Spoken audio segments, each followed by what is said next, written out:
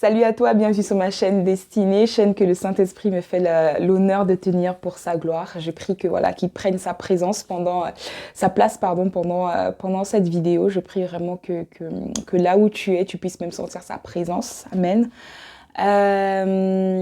Voilà, aujourd'hui, on va parler de... Bon, tu as déjà vu dans le titre, on va pas faire le suspense, mais voilà, avant de rentrer dans tout le débat, j'avais vraiment à cœur en fait les personnes qui pouvaient se dire, mais Seigneur, voilà, là je suis en train de faire la première vidéo de 2022, mais il y en a peut-être qui se disent, mais j'ai l'impression que 2022 est worse, like, il y a des personnes qui ont l'impression que, voilà, que 2022 ils ont l'impression de vivre une année encore pire que 2021 ou 2020. Ils ont l'impression que plus ça va, plus c'est difficile pour eux, que plus ça va, plus en fait, c'est pas facile, c'est dur. Et pour ça, j'avais juste à cœur ce chant que j'ai chanté dans un de mes temps de prière et en fait, je l'ai reçu différemment. Tu vas voir. En fait, les paroles disent, tu vois, j'ai un peu la gorge enrouée, donc je tousse d'abord. Ok, le chant dit, si Dieu a mis une prophétie dans ton cœur, écris-la, garde-la comme un trésor. Même si tu ne vois que le contraire, persévère. Oh oui, car ce qu'il promet, mon frère, ma sœur, n'est jamais vain. Toujours fidèle et son chemin certain. Même si les choses semblent n'aboutir à rien, persévère. Oh oui, persévère. Yeah. En tout cas, you know the song. Persévère. Hey, chante. Persévère.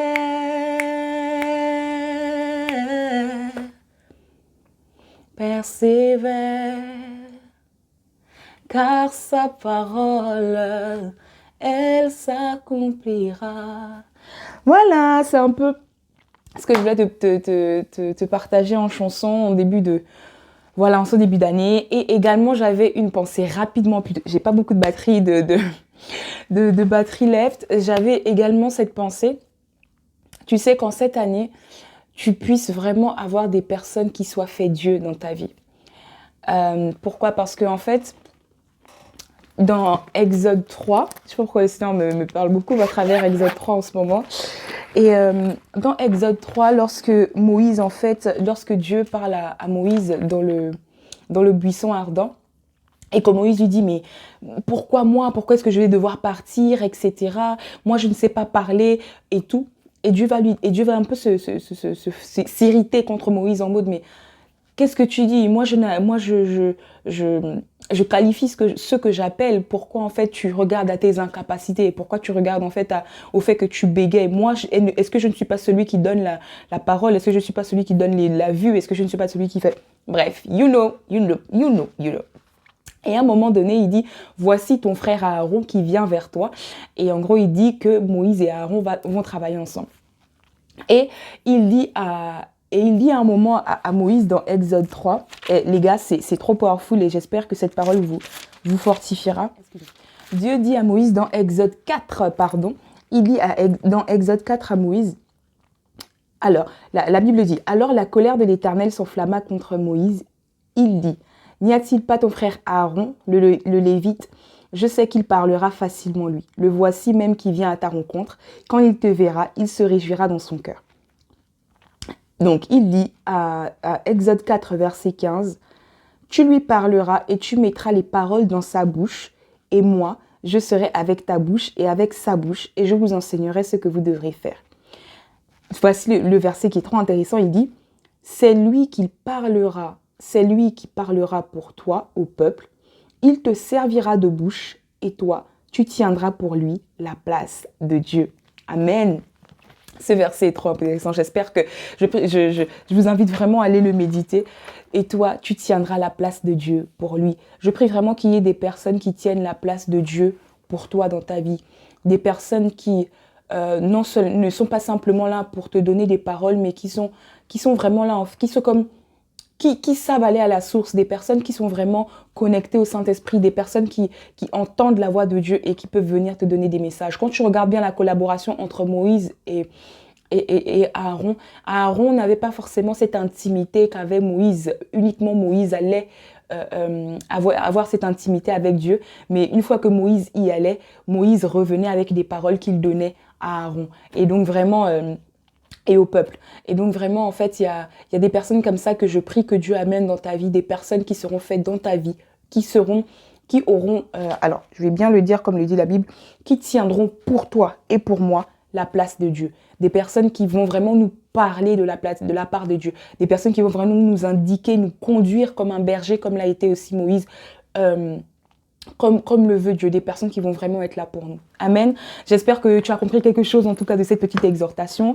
Et comme tu l'as vu dans le titre, aujourd'hui on va parler de commencer une œuvre pour Dieu, commencer une chaîne YouTube pour Dieu, un compte Instagram pour Dieu, un Twitter, un TikTok, tout ce que tu veux pour Dieu. C'est vrai que ça va être vraiment basé réseaux sociaux parce que de nos jours, nous sommes une génération connectée, nous sommes jeunes, etc. Nous sommes beaucoup sur les réseaux sociaux et c'est un grand canal pour gagner des âmes. Amen. Et vraiment, en fait, j'avais à cœur de te partager ça. Et donc, pour cela, j'ai préparé quelques points. Premièrement, j'aimerais te faire un petit témoignage de ce que moi j'ai vécu. Quand moi j'ai commencé cette chaîne YouTube, guys, il y a vraiment eu de l'évolution, amen, gloire à Jésus.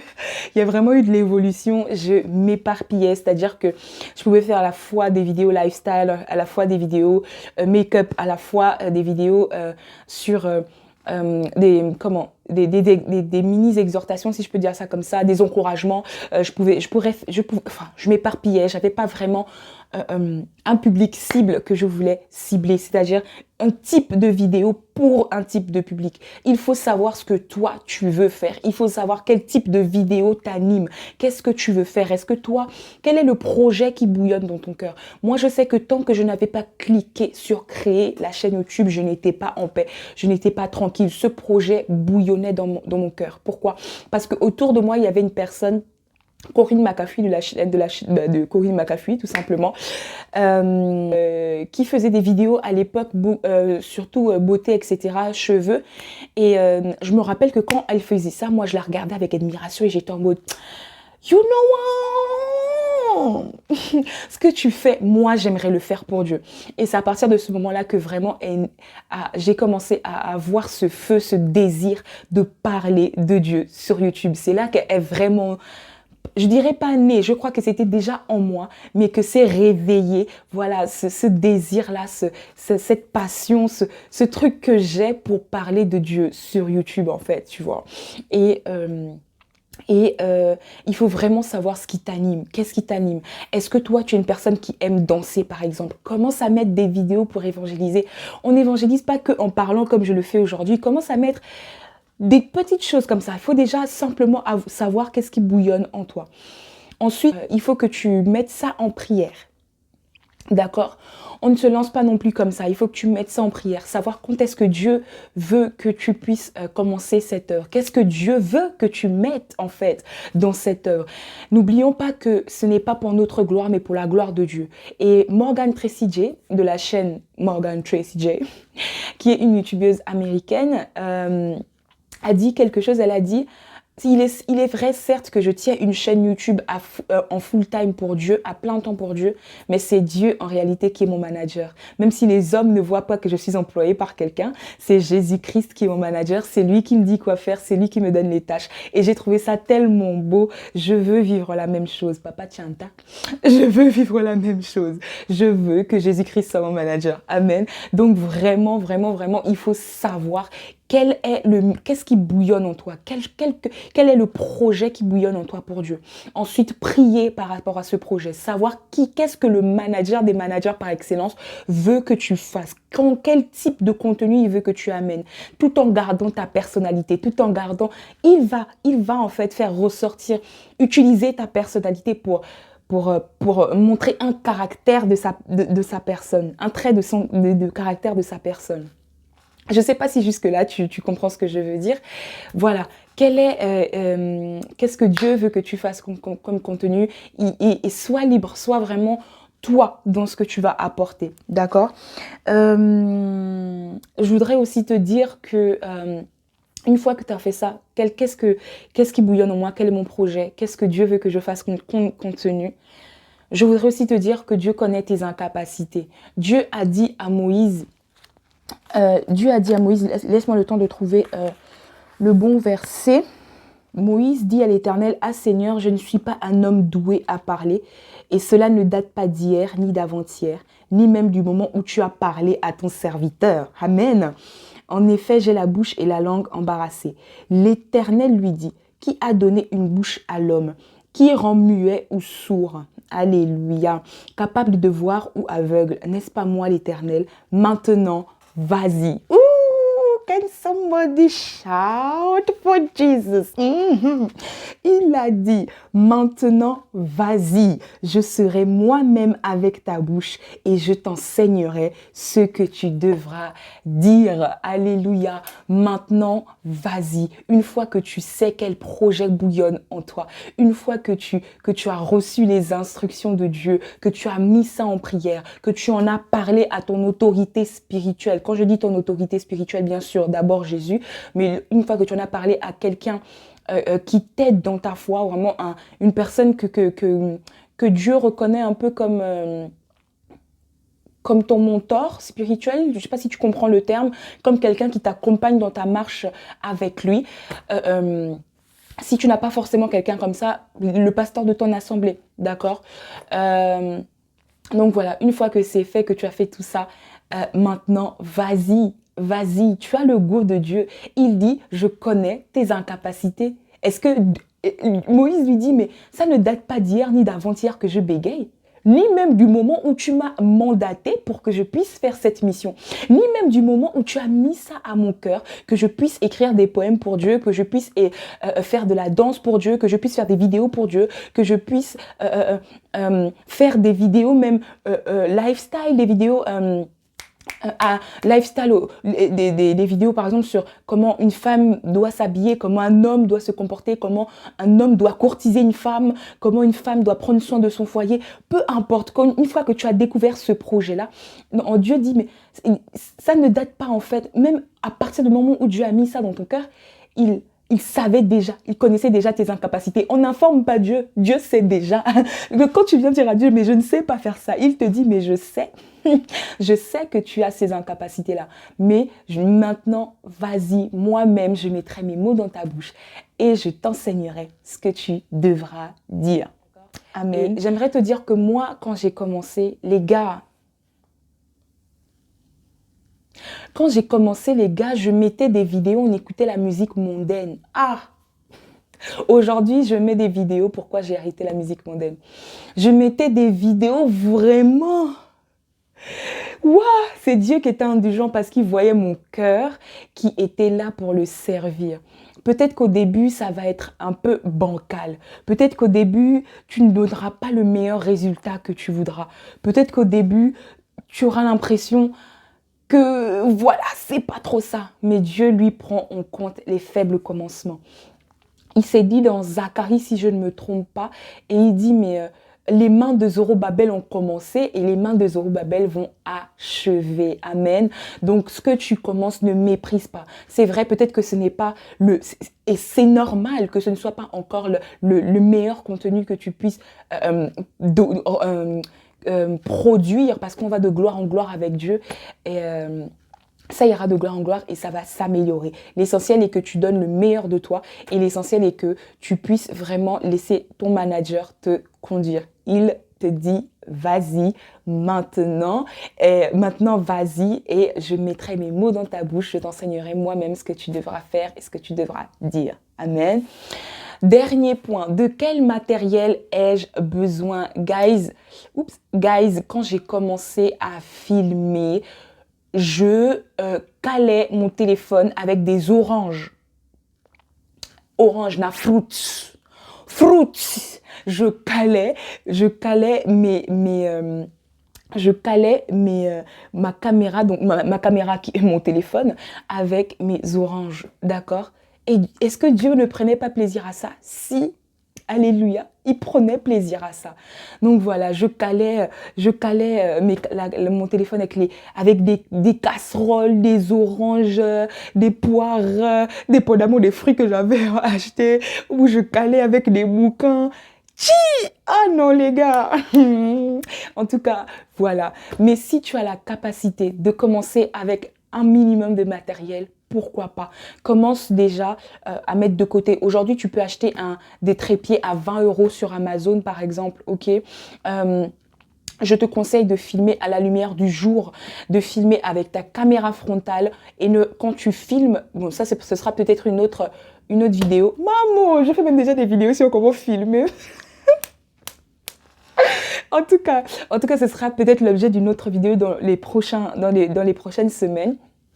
Mais voilà, commence déjà avec un trépied et un téléphone. Si tu n'as pas les moyens de fournir un trépied, girl ou gars, ne t'en fais pas. Dieu va te montrer comment caler ton téléphone. Amen.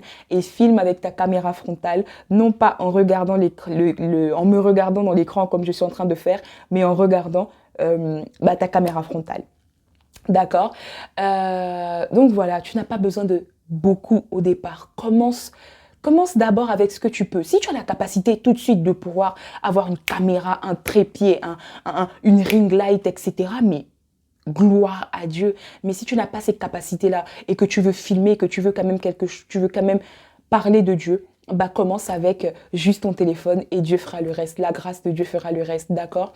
Donc voilà, si je devais résumer, connaître le projet qui bouillonne en toi, ok? Prier par rapport à ce projet afin de savoir comment Dieu veut que tu puisses le mettre en place. Peut-être que tu vas te dire, mais comment je vais savoir? Par ce qui bouillonne en toi encore également. Ce qui est vraiment comme quelque chose de lourd en toi, c'est-à-dire que tu te sens vraiment poussé à le faire. Maintenant, si tu veux toujours une confirmation, tu peux dire, voilà Seigneur, j'ai ça à cœur de faire. Si ce n'est pas ta volonté, ferme cette porte, ne me permets pas de faire ça, mais permets-moi de faire autre chose. Et également, à travers des personnes que Dieu va faire Dieu pour toi, donc c'est-à-dire des personnes qui sont autour de toi, qui pourront te conseiller, des personnes qui entendent la voix de Dieu et qui pourront dire, voilà, les oracles de Dieu, dire ce que Dieu leur a révélé à ton sujet par rapport à ce que tu veux mettre en place. Que ce soit, je répète, des vidéos sur YouTube, des vidéos de danse. Si tu veux commencer petit, commence à mettre un verset. Les gars, c'est ça, d'accord? Commence déjà à mettre un verset sur ton statut, commence à mettre un verset dans tes stories, commence à mettre une petite vidéo en encourageant quelqu'un. Commence à faire une petite vidéo de danse sur un gospel qui va apporter la joie. Tout dépend de ta personnalité, des dons, des talents que Dieu a mis en toi et de comment il veut les utiliser. Chaque personne est différente. Comment Dieu veut apporter son évangile à travers toi n'est pas de la même façon que Dieu veut apporter l'évangile à travers quelqu'un d'autre. Moi, je connais quelqu'un dans mon entourage qui veut commencer une chaîne YouTube, mais elle ne veut pas forcément faire une chaîne YouTube comme moi où je parle et Amen, j'exhorte. J'encourage devant ma caméra. Elle est plus vouloir faire des vidéos lifestyle, des vlogs, des vidéos de cuisine. Tu vois, c'est sa façon à elle, c'est ce qu'elle a à cœur, c'est dans sa personnalité. C'est comme ça que Dieu veut utiliser son potentiel pour évangéliser, pour montrer que la femme chrétienne, girl, on n'est pas dans un cadre, on n'est pas en mode, on ne sait pas quoi faire, on est enfermé, non, on s'amuse et on est libre en Jésus parce qu'on est esclave de lui. Amen. Faut réfléchir à ça. Alléluia. Donc voilà, ton projet, prier par rapport à ça. entendre Dieu avec ses directives. Maintenant que tu as tout ça, tu peux y aller. Le matériel, t'as pas besoin de beaucoup, juste ton téléphone pour le début peut suffire. Et ne néglige pas les faibles commencements. Dieu connaît tes incapacités et il va faire avec ses incapacités. Dans le processus, il va te guérir. Amen. Dans le processus, il va te guérir. Dans le processus, il va te changer. Dans le processus, il va t'emmener à maturité. Amen. Amen. Je crois que le Moïse qui a parlé au buisson ardent n'était pas le même Moïse qui a été... qui n'était pas le même Moïse à l'entrée de Canaan. Je pense qu'il y a vraiment eu vraiment une amélioration, une progression, une maturité dans la personne de Moïse. Avant, il n'arrivait pas à parler au peuple, il regardait à ses incapacités. Après, il parlait clairement au peuple. Amen. Donc voilà, c'était la vidéo que j'avais à cœur de te faire aujourd'hui. La semaine prochaine, on va parler de tout ce qui est avoir conscience avoir conscience en fait de la condition spirituelle, de devoir entre guillemets s'exposer, de devoir voilà parler de Dieu, de devoir prendre à cœur en fait ce que l'on a en nous et de laisser Dieu utiliser notre potentiel pour sauver des âmes. Il y a vraiment un contexte spirituel à ça, on en parlera la semaine prochaine. Until next time, guys! Don't forget that Jesus is our King, God is our Father. It doesn't make differences between His children. He loves us the same way, guys. Don't forget to read your Bible and to pray. Peace out.